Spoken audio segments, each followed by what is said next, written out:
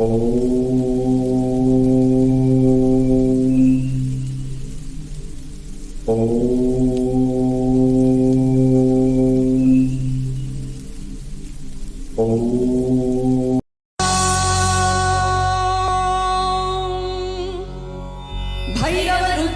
महारुद्राय कालरुद्राय कल्पान्तरुद्राय वीररुद्राय रुद्ररुद्राय घोररुद्राय अघोररुद्राय मार्ताण्डरुद्राय अण्डरुद्राय ब्रह्माण्डरुद्राय चण्डरुद्राय प्रचण्डरुद्राय दण्डरुद्राय शूलरुद्राय वीररुद्राय भवरुद्राय भीमरुद्राय अकलरुद्राय विकलरुद्राय सुतलरुद्राय महातलरुद्राय सचातलरुद्राय तलातलरुद्राय पातालरुद्राय नमो नमः।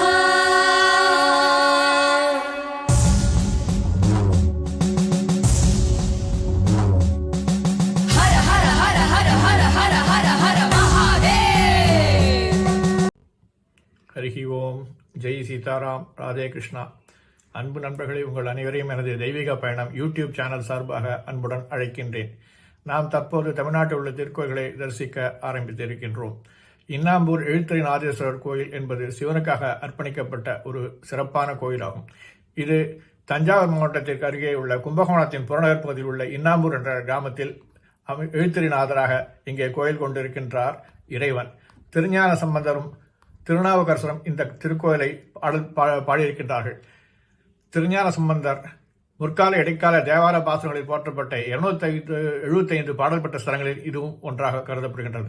திருஞான சம்பந்தர் தன்னுடைய பாசுரத்தில் எழில்திக மும்பொழி இன்னம்பர் மேவிய நிழல்திகழ் மேனியீரே நீரே நிழல்திகழ் மேனி நீர்மை நினைபவர் குழறிய கொடுவினை இலரே என்றும், திருநாவுக்கரசர் தெய்வத்தின் அம்சத்தை மறியொரு கையறு போலும் மாதுமை உடையறு போலும் பருதலை பிறவி நீக்கி பணிகொட வல்லர் போலும் செறிவுடை அங்கமாலை சேர்திரு ஒருவர் போலும் எரிபுணர் சடையர் போலும் இன்னம்புரி நாதரே என்றும் பாடியிருக்கின்றார்.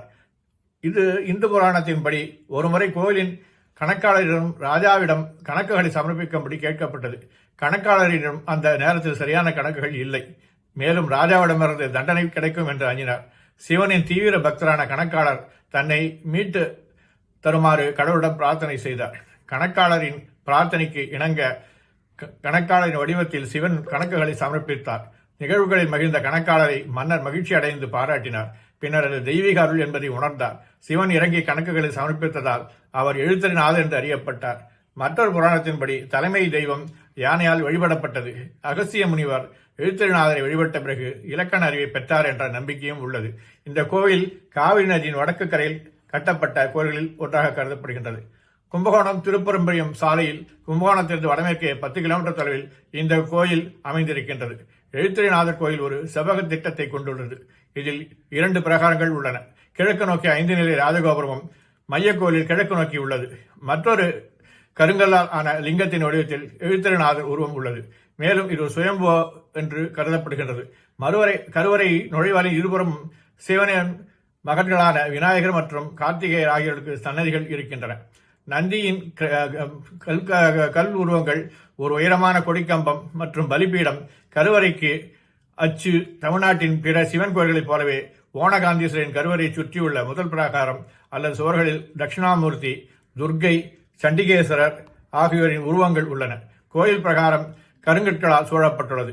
யானையின் புராணத்தை தொடர்ந்து கருவறையின் கூரை யானை வடிவத்தில் அமைந்திருக்கிறது. இதற்கு கஜபிரஷ்ட விமானம் என்று அழைக்கின்றார்கள். இந்த கோயிலின் 5 நிலை ராஜகோபுரம், நுழைவுகோபுரம் மற்றும் அனைத்து சன்னதிகளும் செவ்வகச் சுவர்களில் சூழப்பட்டிருக்கின்றன. இந்த கோயில் காலை 6 மணி முதல் இரவு 8 மணி வரை பல்வேறு நாட்களில் 4 தினசரி சடங்குகள் உள்ளன. இது வருடத்தின் நாட்களில் 3 வருடாந்திர திருவிழாக்கள் அமைகின்றன. ஒன்று மார்கழியில் திருவாதிரையிலும், சித்திரையில் சோடாபிஷேகமும், ஐப்பசியில் அன்னாபிஷேகம் ஆகியவை இங்கே நடைபெறுகின்றன. வாருங்கள் நண்பர்களே, இந்த திருக்கோயிலை தாங்களும் தரிசிப்பீர்கள் என்று நம்புகின்றேன். இங்குள்ள திருக்கோயிலில் உள்ள இறைவன் பெயர் இன்னாம்பூர் எழுத்தறிநாதேஸ்வரர், இறைவியின் பெயர் நித்திய கல்யாணி. இது 7ஆம் நூற்றாண்டில் தமிழ்நாட்டின் சைவ நிதி படைப்பான தேவாரத்தில் போற்றப்படுகின்றார். வாருங்கள், நாயன்மார்களால் போற்றப்பட்ட இந்த திருக்கோயிலை தாங்களும் தரிசிப்பீர்கள் என்று நம்புகின்றேன். நன்றி, வணக்கம். இன்றெனக்கருளி இருள் கடிந்துள்ளது எழுகின்ற ஞாயிறே போன்று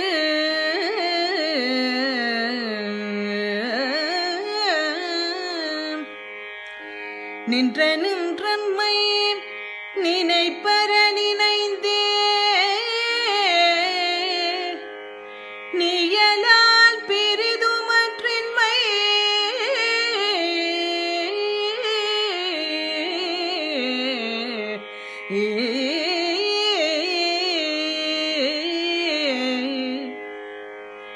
சென்று சென்றழுவாய் தேய்ந்து தேய்ந்தொன்றாய்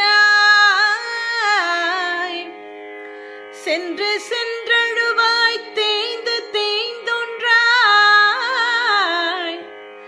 சென்று சென்றழுவாய் தேய்ந்து தேய்ந்தொன்றாய்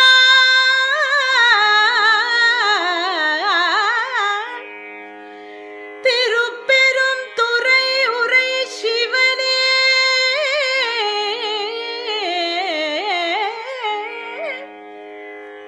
சென்று சென்றழுவாய் தேய்ந்து தேய்ந்தொன்றாய்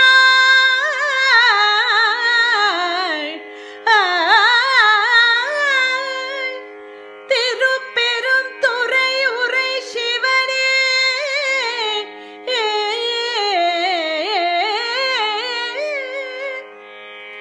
ஒன்று நீ அல்லையே அன்றி ஒன்று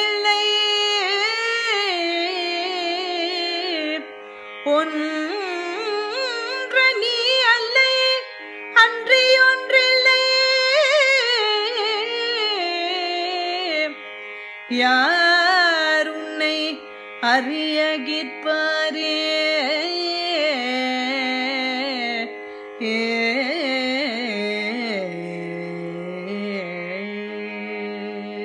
ಶಿವ ಶಿವ ಎನ್ನಿರು ಜಗದವರೆಲ್ಲ ಶಿವ ಶಿವ ಶಿವ ಎನ್ನಿರು ಜಗದವರೆಲ್ಲ ಶಿವ ಶಿವ ಶಿವ ಎನ್ನಿರು ಜಗದವರೆಲ್ಲ ಶಿವ ಶಿವ ಶಿವ ಶಿವ ಶಿವ ಎನ್ನಿರು ಶಿವ ಶಿವ ಶಿವ ಎನ್ನಿರು ಜಗದವರೆಲ್ಲ ಶಿವ ಶಿವ ಶಿವ ಶಿವ ಶಿವ ಎನ್ನಿರೋ ಶಿವ. அன்பு நண்பர்களே, உங்கள் அனைவருக்கும் எனது பணிவான வணக்கங்கள். என்னுடைய தெய்வீக பயணம் யூடியூப் சேனலில் திருக்கோயில்களை தாங்கள் தரிசித்து வருகின்றீர்கள். அந்த வகையில் உங்களுக்கு எனது நன்றியை தெரிவித்துக் கொள்கின்றேன்.